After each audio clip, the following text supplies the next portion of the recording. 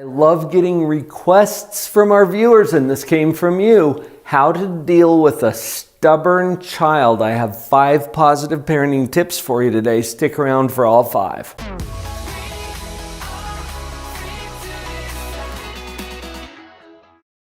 Let's jump right in. Tip number 1 is stay calm. Don't allow the child's mood to control yours. Keep breathing. It's really important for us as parents to be in charge of our own emotional stuff. Kids are really not very good at regulating emotion, especially young kids. And you'll notice this. They get tipped over by the smallest things. We don't have to as parents because we're grown-ups. Having ways to control our own emotions puts us in a powerful position as a parent. And probably the quickest way to get there is to make sure that you keep breathing. I know you breathe all the time, but there's a little trick to breathing that helps us to regulate our own emotion. And here's what it is. Breathe in through your nose. This always works unless you have a cold. Take a nice deep breath in through your nose and hold briefly, maybe 5 seconds, maybe 10 seconds. Just hold it, let it stretch a little bit, and then breathe out through your mouth, nice and slow. Restrict the flow here, kind of like you're blowing out birthday candles, nice and slow. You want to take about twice as long to exhale as you did to inhale. I tell you what, if you'll practice this a little bit, you'll get better at consciously calming your brain's fight or flight response. It calms you down. It helps you to regulate your emotions. And that's really important when you're working with a stubborn child. That's why it's tip number 1. Tip number 2, remember what you control. You've noticed this, right? Some things you control, other things you don't. Let's get really clear about which is which.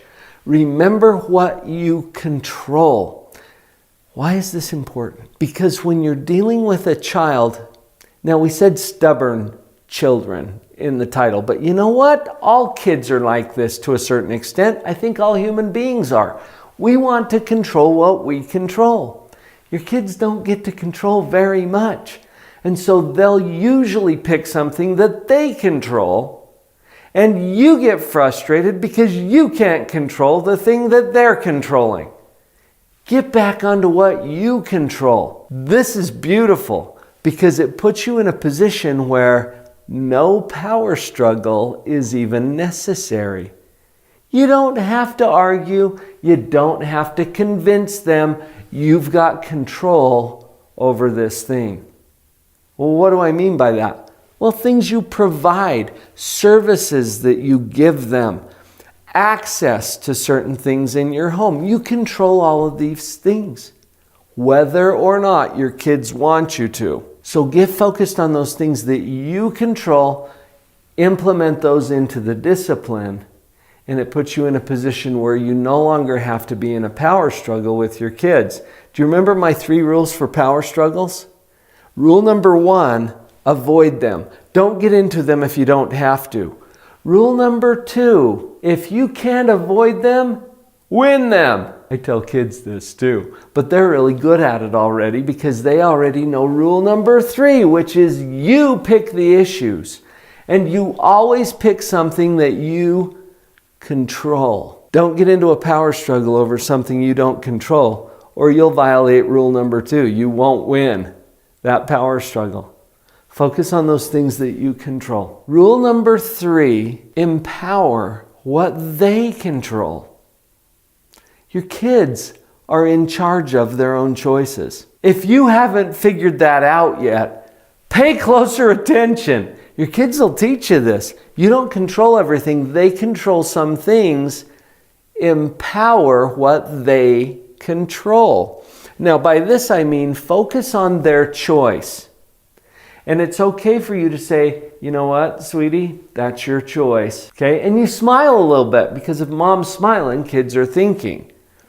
You smile a little bit as you say, you know what, that's your choice. I've done this with teenagers too. One of my teenage sons asked me once, Dad, can I go to this party? And I'm like, Tell me more. Because he left out some of the vital information, right? So he told me more about the party. I didn't feel comfortable with it as a dad. Just didn't feel comfortable with the party. So as he pressed me, well, can I go? I said this, that's up to you. You'll choose whether you go or not. That's up to you.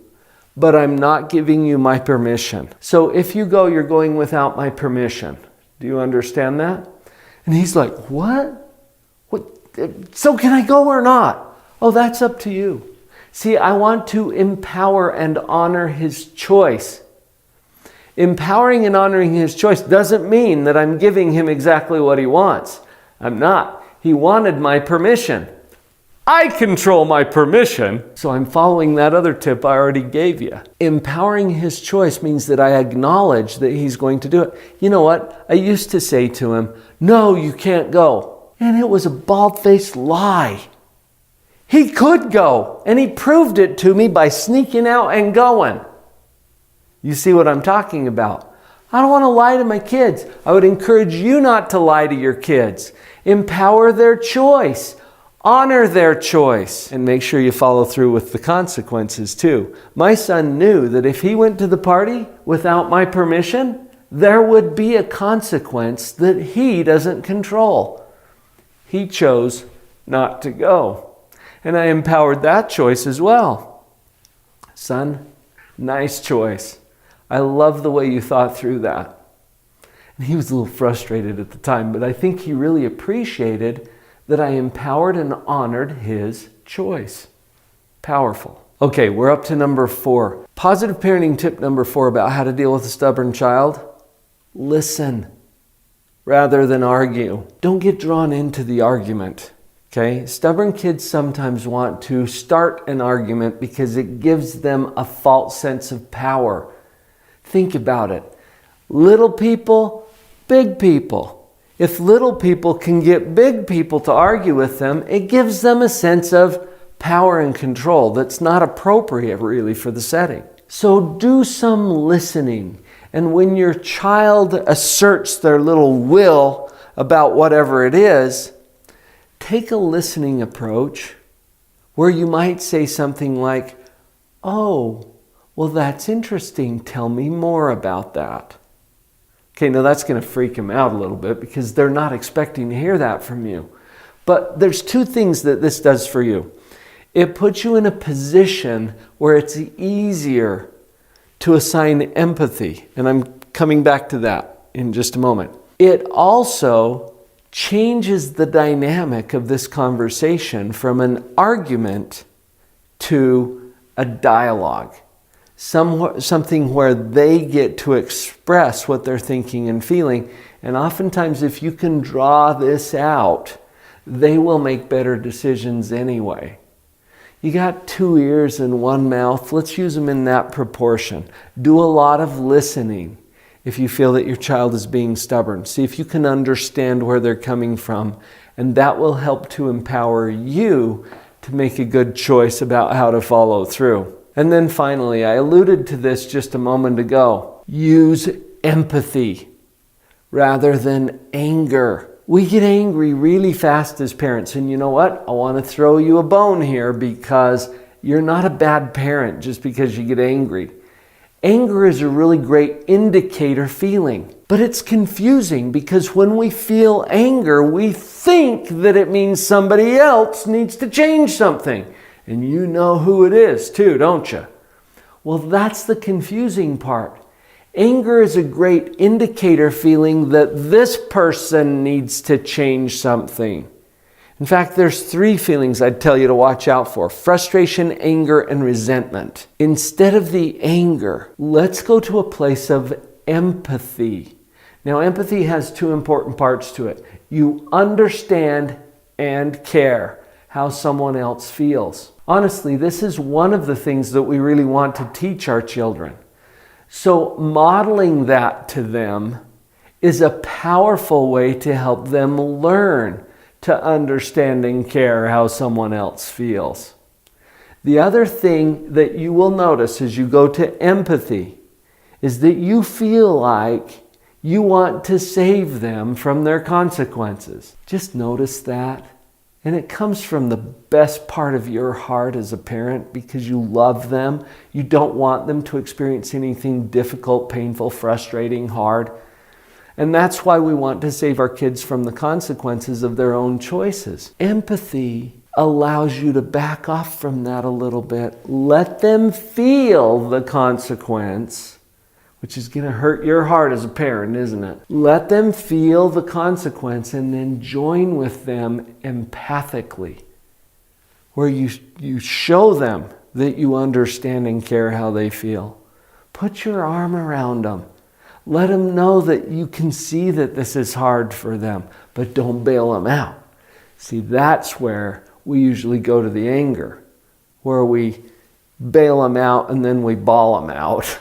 It's the old 3 R's of parenting, rant, rave, and rescue, that we've talked about in some other videos here on the channel. There's 5 powerful tips for you in working with stubborn children. Hope that helps. Are you ready for more of these kinds of tips and strategies that help you to feel more confident as a parent? Vicki and I have put together the Parenting Power Up. Link to it right over there or down in the description, parentingpowerup.com. You get to have the tools and knowledge and resources that help you to feel more confident as a parent.